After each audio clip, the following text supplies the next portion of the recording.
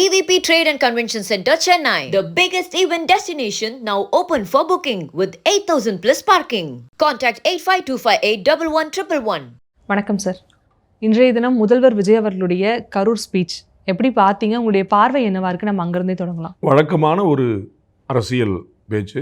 அவர் இப்போ அவருடைய அரசியல் பேச்சுக்கு ஒரு பேட்டர்ன் உருவாயிடுச்சு.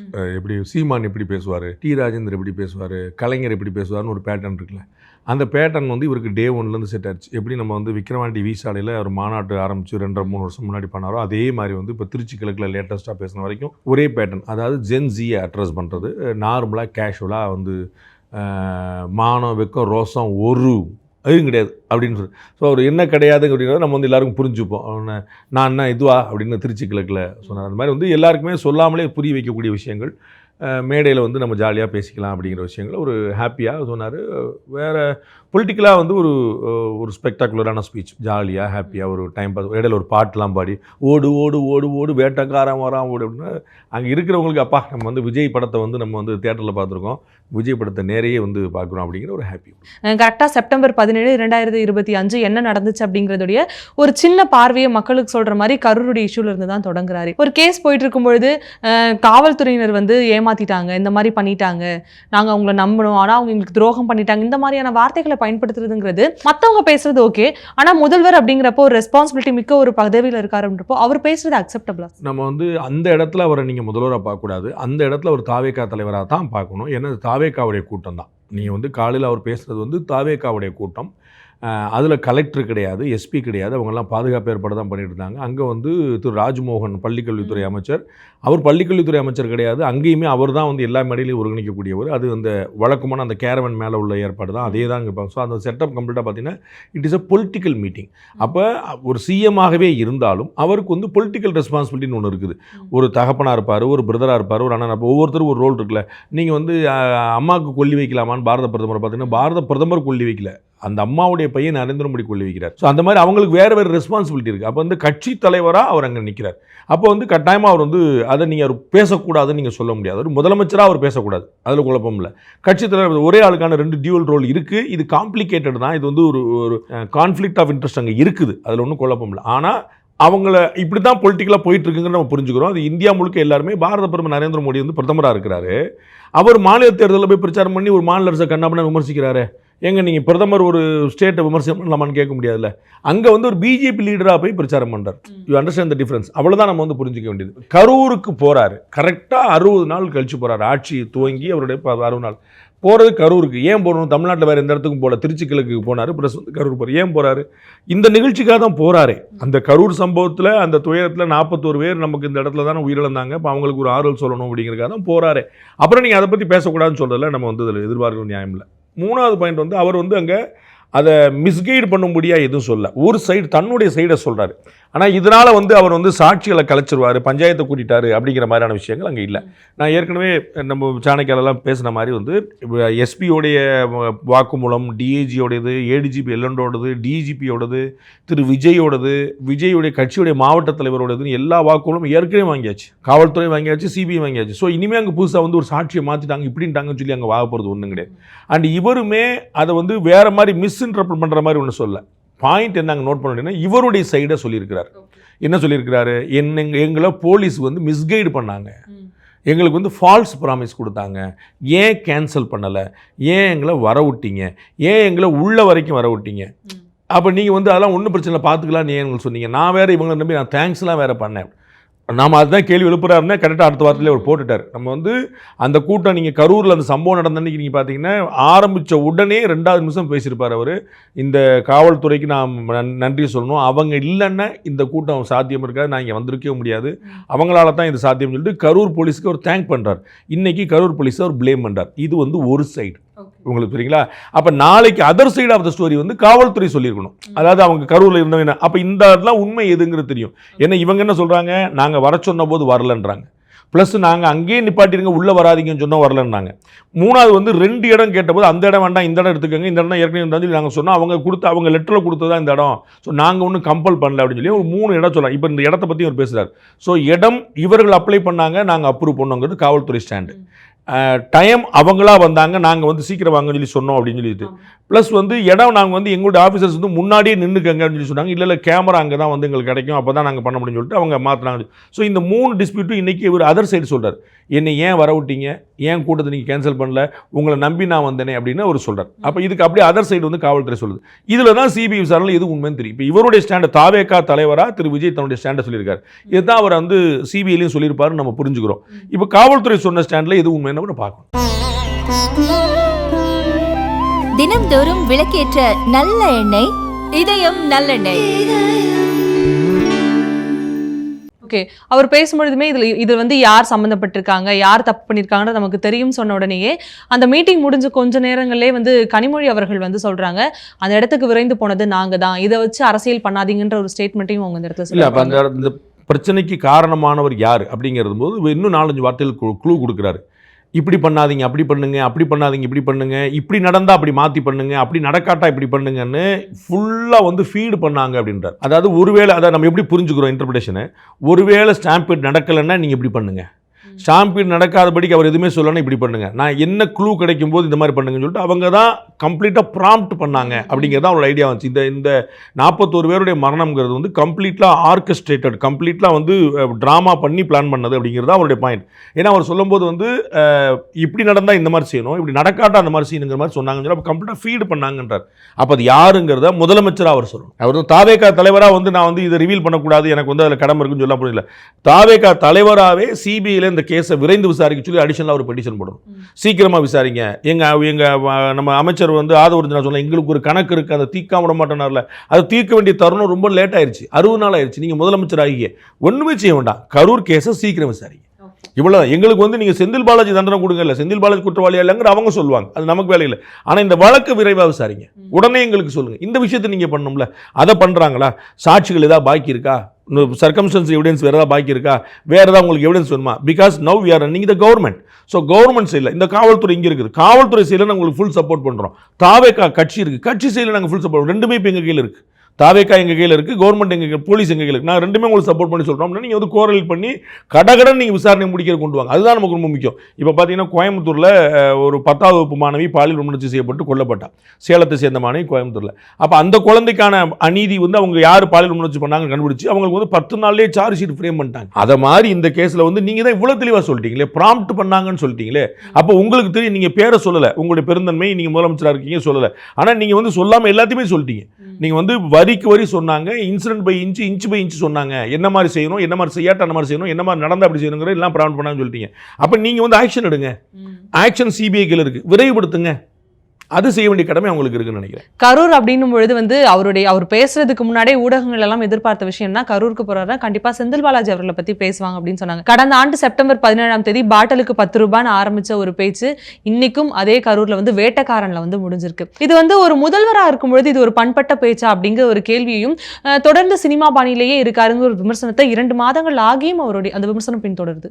முதலமைச்சர்கள் தமிழ்நாட்டில் மட்டும் இல்லை, இதற்கு முன்னாடி இருந்த தமிழ்நாட்டு முதலமைச்சர்களே பிற மாநில முதலமைச்சர்லாம் ரொம்ப மோசமாக பேசியிருக்கிறாங்க. அதனால் வந்து இது வந்து மோசமான பேச்சு அப்படிங்கிற லிஸ்ட்டில் சேர்க்க முடியாது. அதனால் வந்து அவர் வந்து இப்படி சொல்லலாமா, பாட்டிலுக்கு 10 ரூபான்னு சொல்லலாமா, வேட்டக்காரன் பாடலாமா அப்படிங்கிறலாம் எனக்கு இதுக்கு முன்னாடி என்னென்னமோ நம்ம வந்து பார்த்துருக்கோம். நம்ம வந்து I don't want to name, அதெல்லாம் பழைய கதை.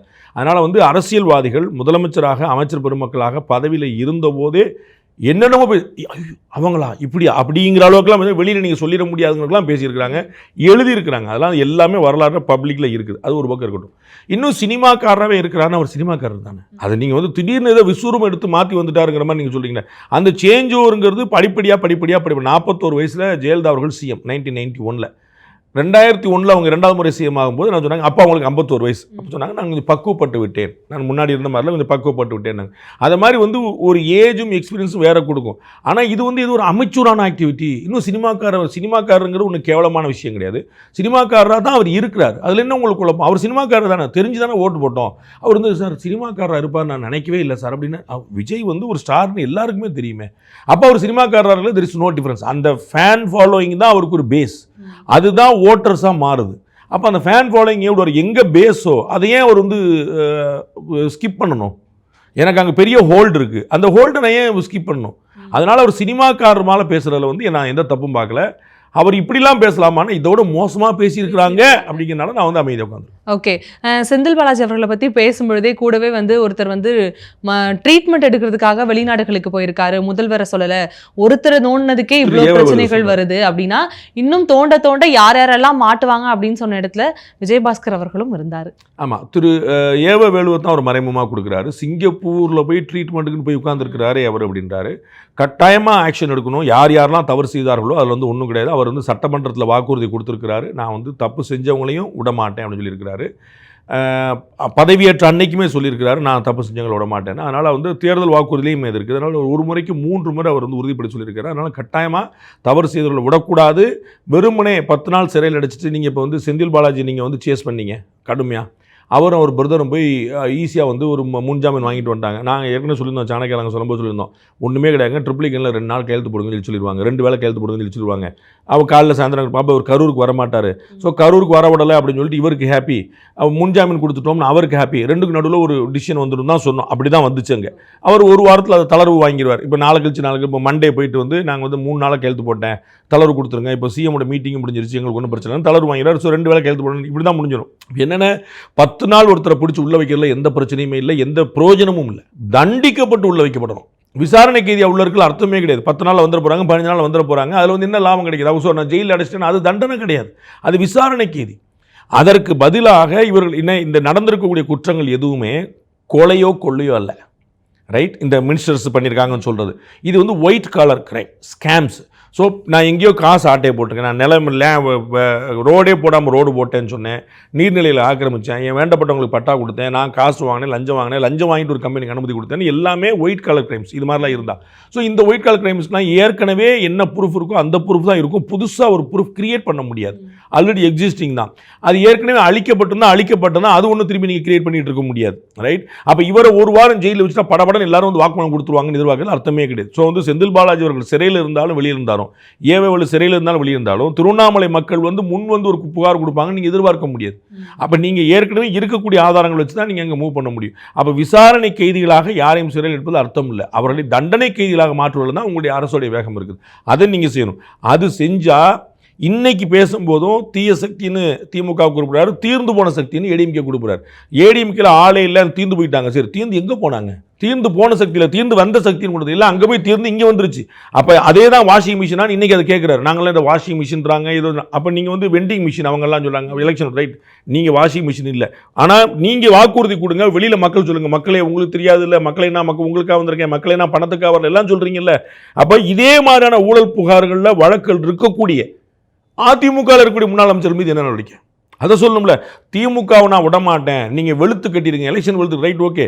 ஏடிஎம்கே நீங்கள் தோக்கடிங்க, ரைட் ஓகே. திமுகவை அதிமுகவாங்கிறது இல்லை. மக்கள் பணத்தை சுரண்டியவர்கள் எந்த கட்சிங்கிற கேள்வி கிடையாது. மக்கள் பணத்தை சுரண்டியவர்கள் அதிமுகவில் இருந்திருந்தாலும் தாவேக்கால சேர்ந்திருந்தாலும் அவங்களை விட மாட்டேன்னு யாராவது சொல்லுவாங்களா? அங்கே தான் முக்கியமான கேள்வி. இப்போ திமுகவுடைய முன்னாள் அமைச்சர் பெருமக்கள் மீது எவ்வளோ வேகமாக வழக்குகள் நடத்துகிறாங்க அப்படிங்கிறதும், அதிமுகவில் இருந்த முன்னாள் அமைச்சர் பெருமக்கள் மீது என்ன வழக்குகள் இருக்குது, அது என்ன பொசிஷனில் இருக்குங்கிறது தான் உண்மையான கேம் இருக்குது. அப்போ தான் தெரியும். இன்னைக்கு காலைல வந்து இந்த ஸ்பீச்சை நான் கேட்டுட்டு இருக்கும்போதே பக்கத்தில் உட்காந்து ஒருத்தர் கேட்டுட்டு இருக்கிறார். அவர் சொல்கிறார், இவங்க 2 பேரும் வேண்டாம் தானாங்க இவங்களுக்கு ஓட்டு போட்டோம், அவங்கள பூரா கூட்டு வச்சுட்டு இருக்காரு, என்ன கணக்குன்னே தெரியல. இது நான் என் பக்கத்தில் உட்காந்து ஸ்பீச்சை கேட்டுட்டு இருந்தார். அவராக வாழ்ற நான் வெறும் கமெண்டே பண்ணால் வெறும் ஸ்பீச்சை கேட்டுட்டு இருக்கிறேன். பக்கத்தில் இருக்கிற உடனே சொல்கிறார், இவங்கெல்லாம் வேண்டாம் தானங்க உங்களுக்கு ஓட்டு போட்டோம், இவங்களுக்கு ஓட்டு போட்டோம், இவங்க பாருங்க அவங்கள கூட சேர்த்து. இதுதான் காமன் மென்ஸ். நீங்கள் யாரையும் சேர்த்துக்குங்க, அது உங்கள் கட்சி. அண்ணன் நாதவர்ஜுனா சொல்கிறாரு, எலெக்ஷன் இன்ஜினியரிங்க்கு நிறைய பேர் தேவைப்படுது, ஸ்ட்ரக்சரல் பில்டப் தேவைப்படுது, அதனால் நாங்கள் வந்து ஆளப்பணம் சேர்த்துருக்கோம், ரைட் வச்சுக்கோங்க.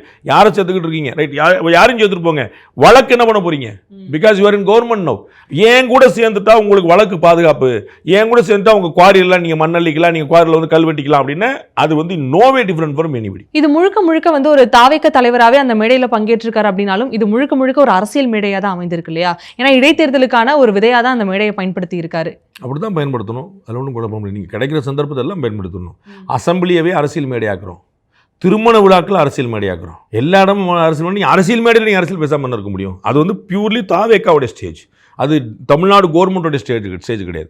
அங்கே தலைமைச் செயலர் கிடையாது, கலெக்டர் கிடையாது, டிஜிபி கிடையாது, அங்கே முழுக்க தாவேக்கா ஸ்டேஜில் அவர் வந்து இடைத்தேர்தல் பற்றி ஒரு விதை போட்டு தானே போவார். 7 தொகுதி இடைத்தேர்தல் வருது இன்னைக்கு தேதிக்கு. ஸோ அந்த 7 தொகுதி எடுத்து திமுக தோக்கடிச்சிடணும், அதிமுக தோக்கடிச்சிடணும், இவங்களை ஒரு முறை இல்லை நிரந்தரமாக எப்பயுமே வர முடியாத அளவுக்கு தோக்கடிச்சிடணும். இதுதான் அவருடைய பாயிண்டாக இருக்குது. அதை ஓப்பனாக டைரெக்டாக ஒரு கட்சி தலைவராக சொல்லிட்டார். ஓகே, விஜயபாஸ்கர் அவர்களுமே அந்த மேடையில் ஏறி பேசுகிறாரு அப்படிங்கிற பட்சத்தில் அவராகவே அந்த இடத்துடைய கேண்டிடேட்டாக நிற்க வாய்ப்பு இருக்கா சார்? இல்லைன்னா விடுவாரான்னு.